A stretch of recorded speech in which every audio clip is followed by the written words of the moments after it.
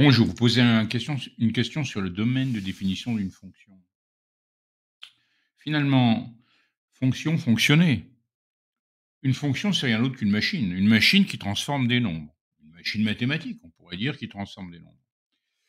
Bon, l'image que j'ai mise ici, elle peut vous faire penser à ça. Si vous prenez la fonction, parce que je pense que c'était ça la fonction dont vous vouliez parler, f de x égale 2x plus 8 sur x moins 1.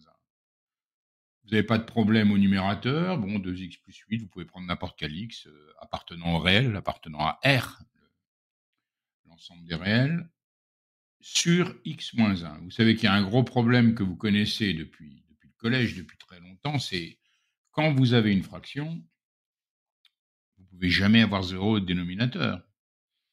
Hein, si on faisait une petite expérience, si vous faites 5 divisé par 0, bah, vous pouvez mettre 5 ou 0, ça ne marche pas. Il n'y a pas de solution. Donc, le dénominateur ne peut jamais être nul, première règle.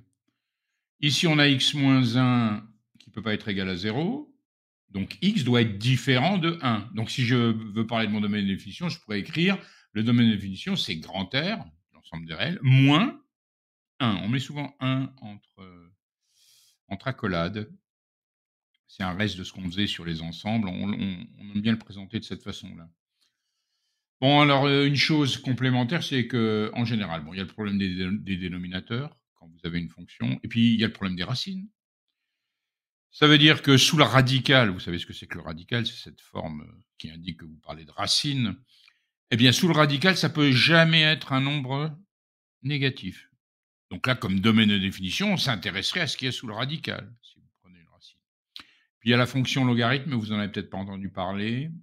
Jamais x ne peut être négatif également ou égal à 0. Voilà ce que c'est que cette affaire de domaine de définition.